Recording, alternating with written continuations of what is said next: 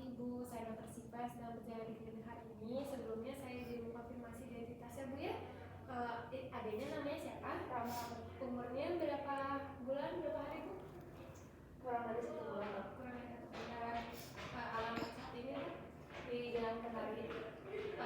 Tempat tanggal lahir adanya Di Bandung Dok.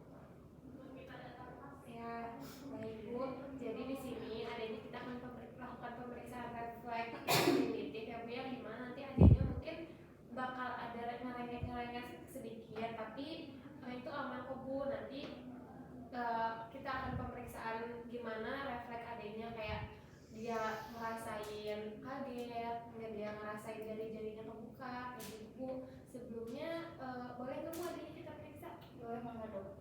Ada yang mau tanya Bu? Cukup. Baik Bu, langsung ke pemeriksaannya Bu ya. Baik teman. Boleh ditidurin aja di situ Bu, maaf.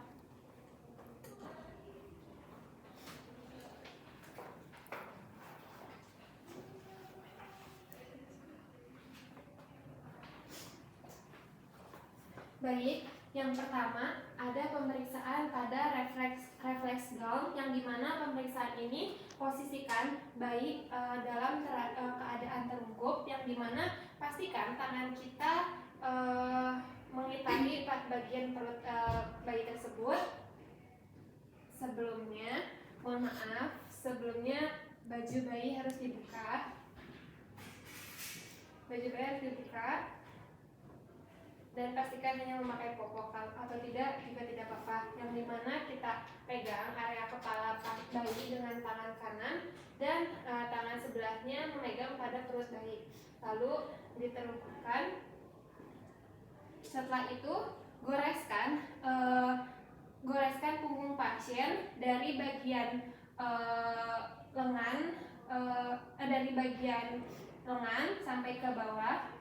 Lihat pergerakan pada bayi, apakah terdapat reaksi pada kaki maupun tangan, ataupun pada saat digores apakah bayi akan melengkung ke kanan ataupun ke kiri. Setelah itu reaksi ini akan hilang pada usia 4 bulan. Lalu selanjutnya ada pemeriksaan noro, yang dimana pastikan posisi bayi pada supinasi atau terlentang, yang dimana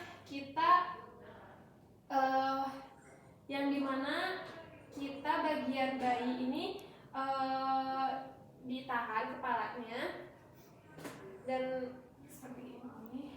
Lalu kita jatuhkan kepala secara tiba-tiba. Apakah terdapat reaksi pada bagian tangan ataupun kaki bayi. Dan refleks ini atau reaksi ini akan hilang pada usia 6 bulan. Terus selanjutnya ada pemeriksaan leher tonik asimetrik, yang dimana pastikan kepala bayi kita miringkan,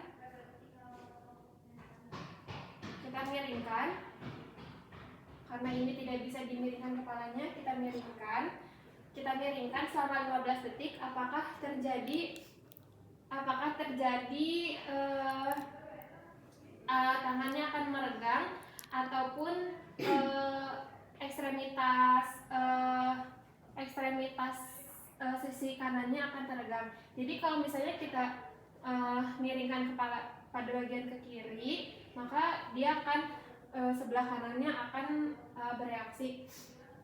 Lalu selanjutnya ada reaksi palmar, yang dimana kita posisi bayi pada keadaan supinasi, dan pastikan jari telunjuk pada jari pasien. Letakkan jari telunjuk kita pada telapak tangan bayi, apakah terdapat seperti menggenggam dari jari-jarinya atau tidak. Jika bayinya ini dia menggenggam, dia artinya normal, dan reaksi ini akan hilang selama 6 bulan. Lalu selanjutnya ada reaksi plantar grabs, yang dimana posisi bayi masih dalam keadaan supinasi atau terlentang, dan kita tekan bagian ibu jari pada bayi dengan ibu jari kita. Apakah terdapat reaksi fleksi saat tekanan kita berikan?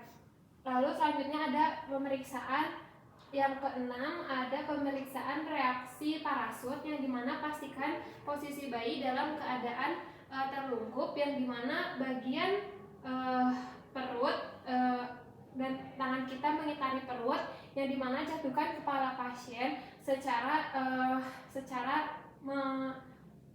mendadak, yang dimana seperti parasut, yang dimana nanti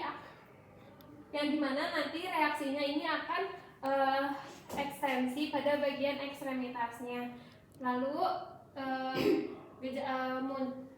ini muncul pada usia 8 bulan dan akan tidak hilang. Kalau pada pasien ini kan masih 1 bulan, jadi tidak ada reaksinya.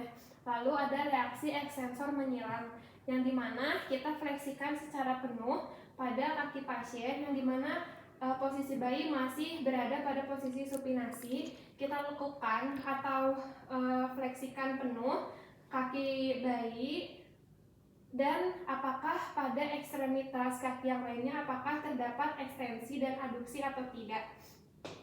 Reaksi ini akan menghilang pada usia 6 bulan. Pemeriksaannya udah selesai ya Adek. Ibu punten, ini bayinya udah beres ya, diperiksa. Balik ke meja lagi Bu.